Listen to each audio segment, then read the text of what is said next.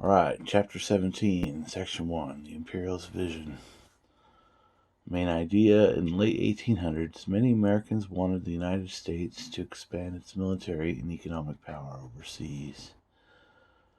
Key terms and names: imperialism, protectorate, Anglo-Saxonism, Matthew C. Perry, Queen Liliuokalani, Pan-Americanism, Alfred T. Mahan, Henry Cabot Lodge. American Story. On January 16, 1893, United States Marines marched off the warship Boston and onto the shores of Oahu, one of the Hawaiian Islands. John L. Stevens, the American minister to Hawaii, had ordered the troops ashore. He claimed that Hawaii's ruler, Queen Liliuokalani, had created widespread turmoil and endangered American lives and property. Stevens had other motives as well. He wanted to make Hawaii, with its profitable sugarcane plantations, part of the United States. Stevens ordered the American troops to take up positions near where Queen Liliuokalani's palace. Although the Marines took no action against the Hawaiian government, their presence intimidated the Queen's supporters. Within hours, the American settlers in Hawaii abolished the monarchy and set up a provisional or temporary government. On February 1st, 1893, at the request of the provisional government, Stevens announced that Hawaii was now under American protection, and he hoisted the American flag over Hawaii's government buildings. Several weeks later, Stevens made his support for annexing Hawaii perfectly clear.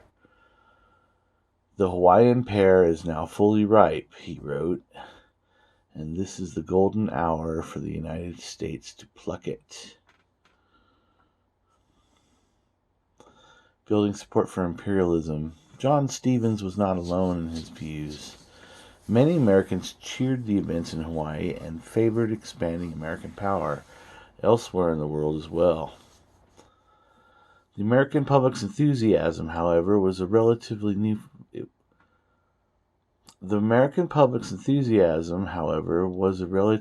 phenomenon.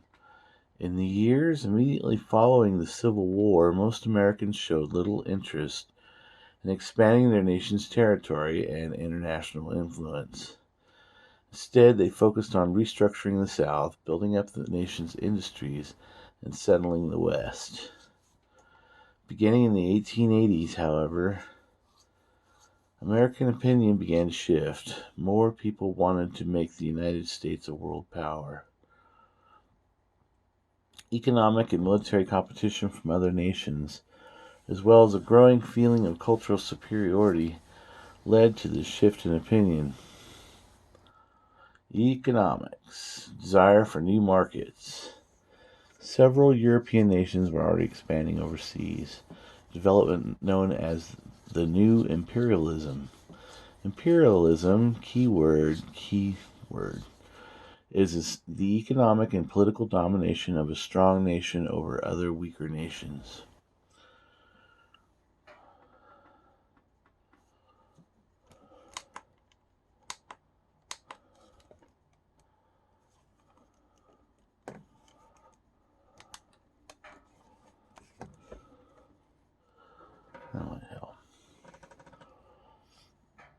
Europeans expanded their power overseas for many reasons. Factories depended on raw materials from all over the world. No country had all the rubber, tin, oil, and other resources its economy needed. In addition, by the late 1800s, most industrialized countries had placed high tariffs against each other. These tariffs were intended to protect a nation's industries from foreign competition. The tariffs reduced trade and even between industrial countries, forcing companies to look for markets overseas. At the same time, the growth of investment opportunities in Western Europe had slowed. Most of the factories, railroads, and mines that Europe's economy needed had been built.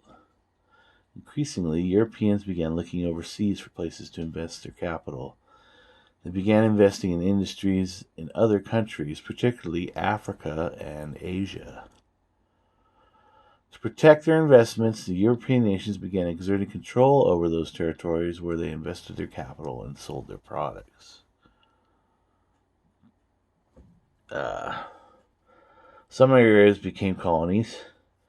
Many others became protectorates. In a protectorate, key term, the imperial power allowed the rulers to stay in control and protected them against rebellions and invasion. In exchange for this protection, the local rulers usually had to accept advice from the Europeans on how to govern their countries. The expansion of European power overseas did not go unnoticed in the United States. As the United States industrialized, many Americans took interest in the new imperialism. Until the late 1800s, the United States had always been able to expand by settling more territory in North America. Now, with the settlers finally filling up the western frontier, many Americans concluded that the nation had to develop new overseas markets to keep its economy strong. They said, we are raising more than we can consume, declared Indiana Senator Albert J. Beveridge. We are making more than we can use. Therefore, we must find new markets for our produce, new occupation for our capital, new work for our labor. A feeling of superiority. In addition to economic concerns, certain other key ideas convinced many Americans to encourage their nation's expansion overseas. Many supporters of social Darwinism argued that nations competed with each other politically, economically, and militarily, and that only the strongest would survive. To them, this idea justified increasing American influence abroad. Many Americans, such as the well-known writer and historian John Fiske, took this idea even further. Fiske argued that the English-speaking nations had superior character, ideas, and systems of government, and were destined to dominate the planet. He said, "The work which the English race began when it colonized North America is destined to go on until every land that is not already the seat of an old civilization shall become English in its language, in its religion, in political habits and traditions, and to a predominant extent in the blood of its people." This idea, known as Anglo-Saxonism, key term, was popular in Britain and the United States. Many Americans saw it as part of the idea of manifest destiny. Anglo means English, Saxon means German. They believed it had been the nation's destiny to expand west to the Pacific Ocean. Now they believed it was the destiny of the United States to expand overseas and spread its civilization to other people. An influential advocate of the Anglo-Saxonism was Josiah Strong, key name, key term, a popular American minister in the late 1800s. Strong linked Anglo-Saxonism to Christian missionary ideas. His ideas influenced many Americans. The Anglo-Saxon, Strong declared, is divinely commissioned to be, in a peculiar sense, his brother's keeper. By linking missionary work to Anglo-Saxonism, Strong convinced many Americans to support imperialism and an expansion of American power overseas.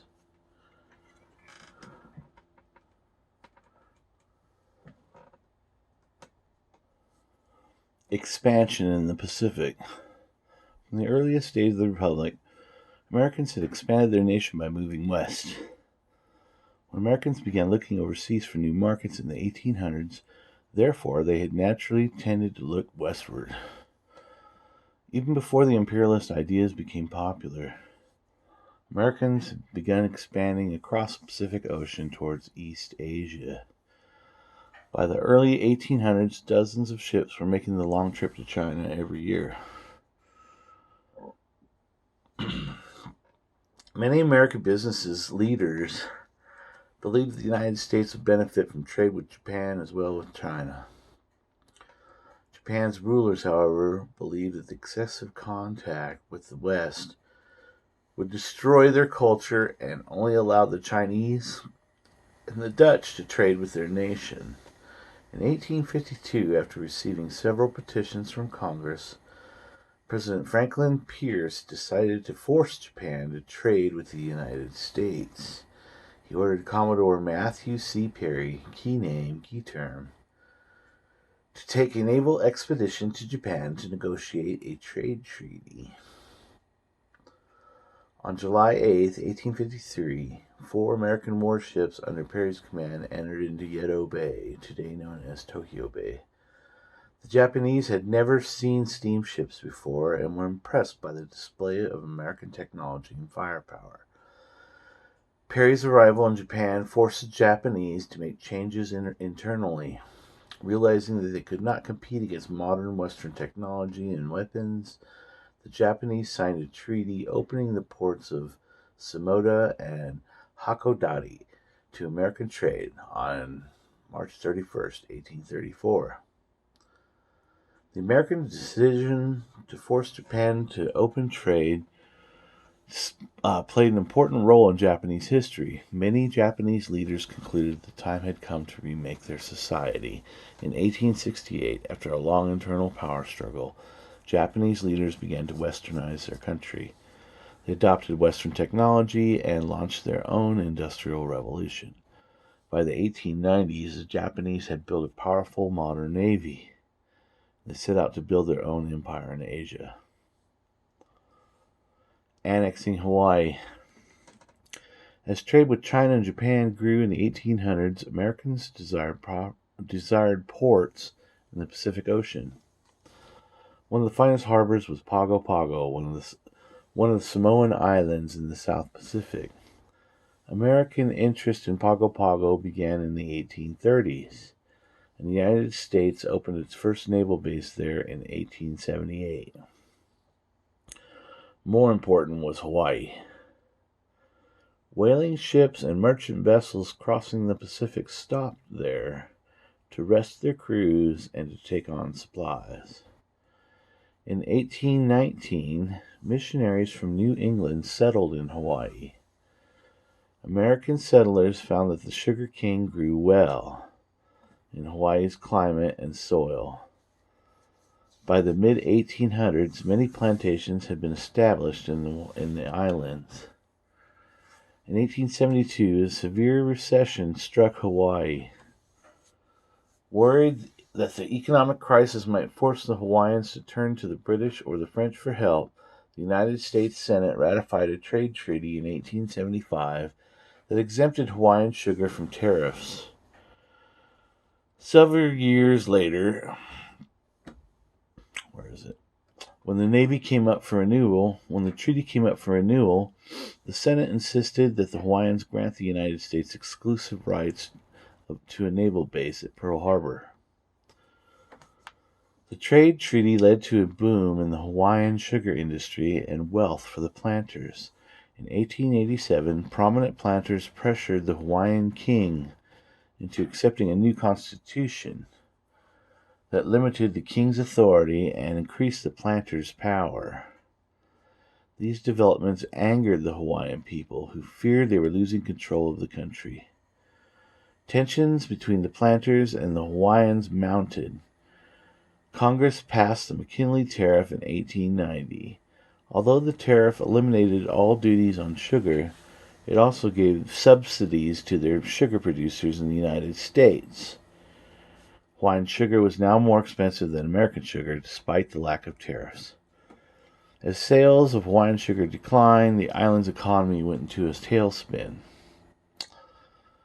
In 1891, Queen Lilikulani, key name, key term, she ascended the Hawaiian throne. Lilikulani disliked the influence that American settlers had gained in Hawaii. In January 1893, she had unsuccessfully attempted to impose a new constitution that would have reasserted her authority as ruler of the Hawaiian people.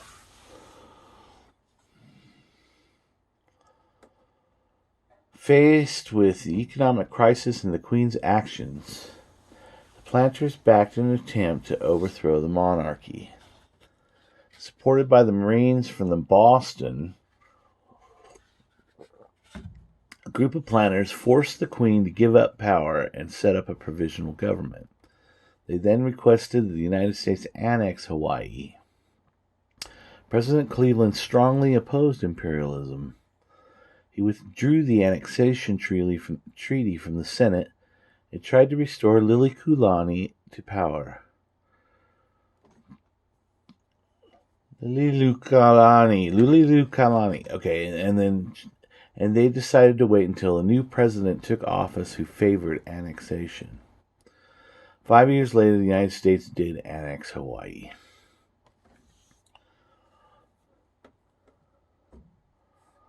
Trade and diplomacy in Latin America. Well, the Pacific was not the only region where the United States sought to increase its influence in the 1800s.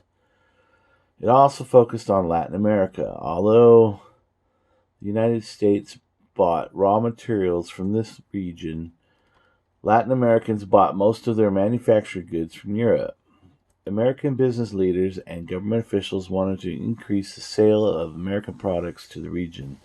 They also wanted the Europeans to understand that the United States was the dominant power in the region. James G. Blaine, who served who served as Secretary of State in 2 administrations in the 1880s, led early efforts to expand American influence in Latin America. Blaine proposed the United States invite the Latin American nations to a conference in Washington, D.C. The conference would discuss ways in which the American nations could work together to support peace and to increase trade. The idea that the United States and Latin America should work together came to be called Pan-Americanism. Key term.